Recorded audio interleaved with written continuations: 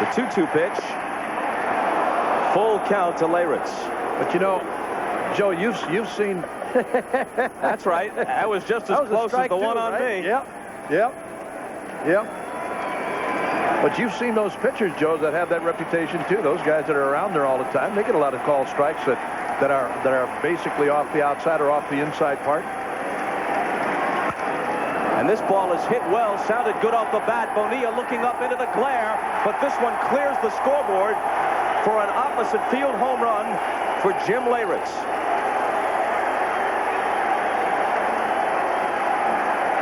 I don't know if Bonilla ever saw it, but it's a moot point because he had no play.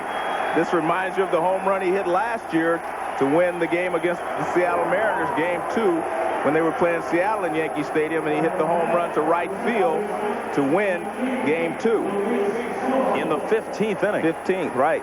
Fastball away. That's just good hitting there. You could see his head stayed down. Everything stayed right there. And he drives it over the right field wall. The Yankees take a 1-0 lead. Girardi is a better receiver. He runs very well for a catcher. He's a better bat handler. He can bunt. He can play hit and run. But if you're talking about power, Leyritz is more the threat to hit the ball out of the park, which he did just there. Soho grounds to Alomar. Well, that arm brace that he borrowed from Mo Vaughn finally works. I was going to say it swings better with Mo Vaughn in it than it does with Leyritz, but in this particular at bat, he did drive it to right field. Well, Joe, you mentioned Game 2 against Seattle at Yankee Stadium off Tim Belcher, ending a memorable 15-inning game. Much of it played through the rain, over the leap of Jay Buhner, and into the New York night. They left home with a 2-0 lead, but then couldn't come up with the extra win they needed in Seattle. Alomar diving, comes up empty, base hit for Jeter. Mariners won 3 straight, as you remember, at the Kingdome, then went on to lose to Cleveland in the LCS. Remember at the top of the game when we talked about Erickson and where he has to be effective against the Orioles. He's got to be down with that sinking fastball. This was a fastball upstairs on Jeter, and he lines it in the right center field for a base hit.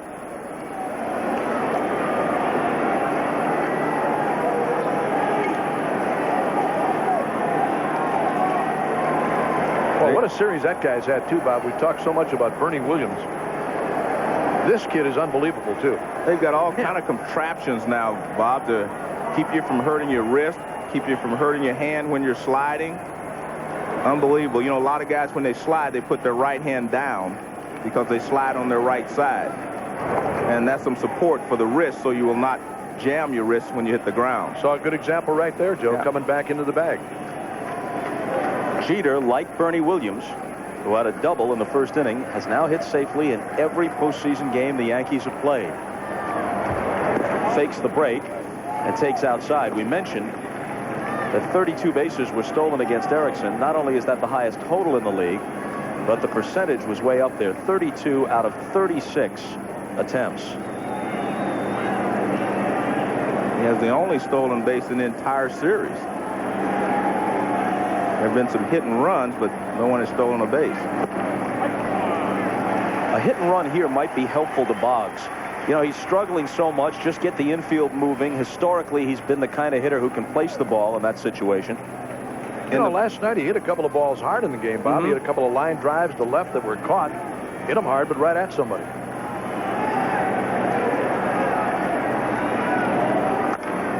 A little tapper. Erickson can't come up with it. Now Zeal barehands it, but has no play. And at this point, Boggs will take it. Well, sometimes that's all it takes to get a good hitter started. Just to get a base hit, any kind of way you get it, a blooper, a chopper, anything to get you started will sometimes start him on a streak. That sinker low and away, and it hits right in front of home plate. Erickson tries to field it, but he can't get it. And once it gets past Erickson, no chance for Zeal. But watch, he doesn't pump fake this time either. Normally, you might pump fake to first base to try to get the guy off, but we're not going to see that from Zeal in this situation. Actually, Erickson got off the mound pretty quickly, just did not get down in time. And Zeal, no chance. And you're right, no pump. He's not going to pump right there, guys.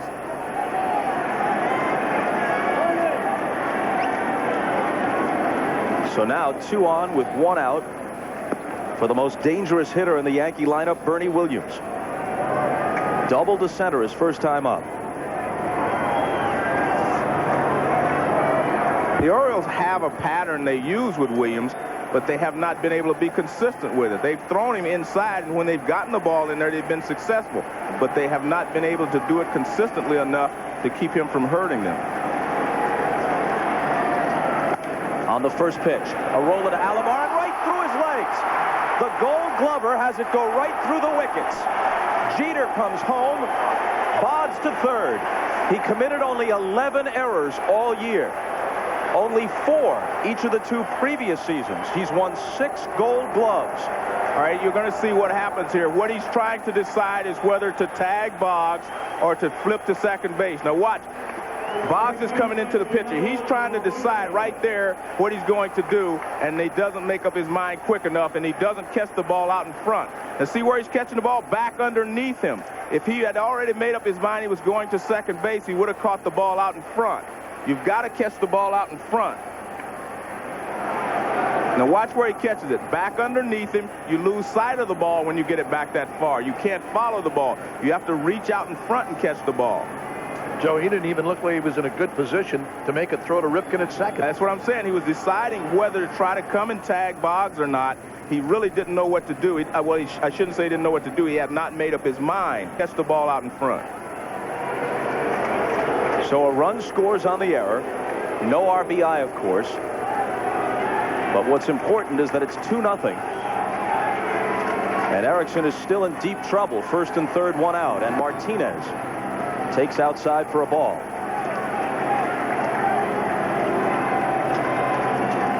There are more than a few Yankee fans here.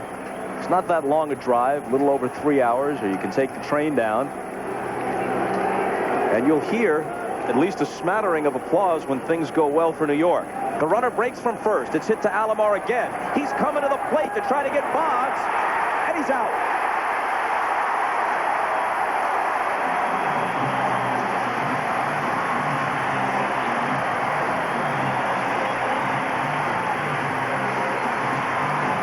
I think what you'll see here, Boggs, is a late break from Boggs at third base. There's no way he should be out on this play. Alomar is playing back. If Boggs breaks right now, there's no way Alomar could come to the plate. But he did not break right away. Alomar looks up, sees him coming to the plate. Nice tag, nice throw by Alomar.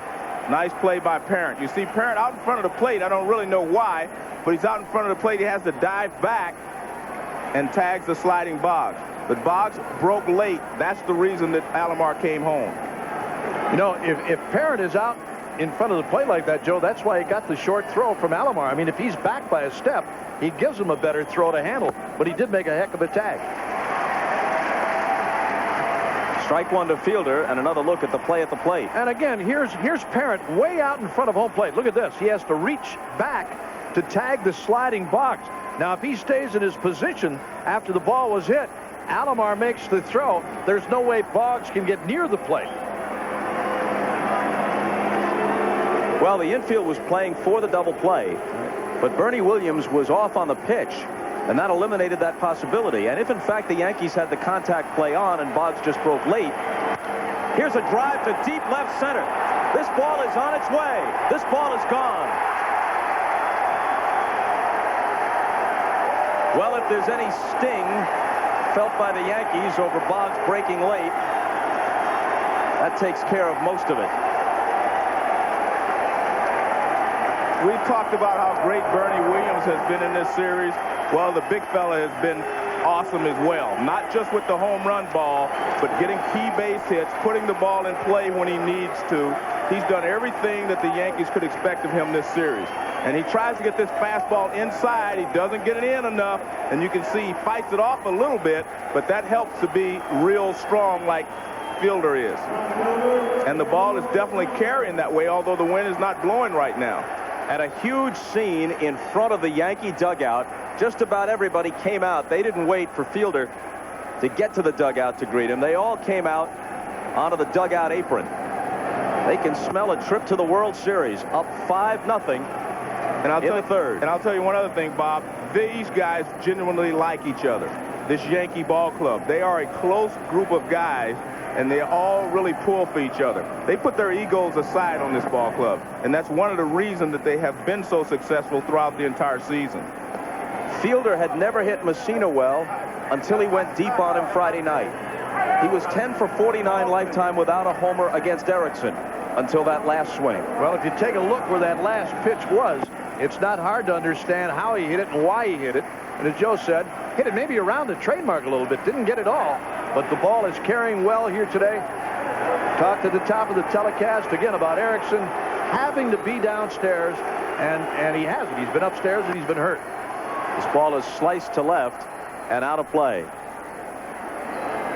Let's not forget that they should have been out of the inning. It should have been a double play already turned, of which they did not turn, and that fastball did not get in enough. He was trying to get it in, but he didn't get it in enough. Remember one thing, the big fella doesn't have to get it all like me. Oh, you got that right. You got that right. But again, in this ballpark, I mean, anybody is a home run threat in this ballpark, and especially during day games. 5 runs in the third. 4 of them unearned because of the Alomar error. And now this one is driven to deep center. Brady Anderson back to the track. Goodbye.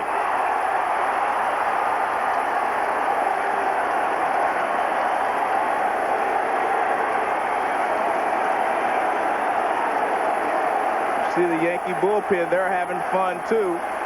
There were some people who said that the Yankees went downhill a little bit when they acquired Darryl Strawberry and Cecil Fielder, that they stopped doing the things that gotten them there, stopped hitting and running and things and waiting for the home run. I don't think that's true. These guys really added a lot to this ball club. They've added power, and you see the results of it right here. Now again, the pitch to Strawberry, and not to be repetitious, but you can't help it.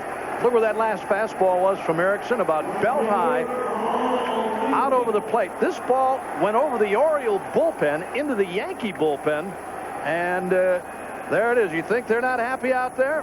Yep. Big blast by Strawberry. Back-to-back homers from Fielder and Strawberry. 3 homers in the inning. 6-0 New York, as the Yankees give the Orioles a dose of their own medicine. The O's with those 257 homers, most ever by a team in a season. But they've been out-homered in this series 10-6 by the Yankees, who out-homered them head-to-head during the regular season as well. And you think about, as Archie Corbin gets up, we haven't seen him yet in this series, you think about the makeup of this Yankee roster and how important Fielder and Strawberry are in this postseason. These are guys who weren't here when the year began, and are so key as they point toward the World Series, apparently. O'Neill is retired, but they score 6 and lead Game 5 6-0.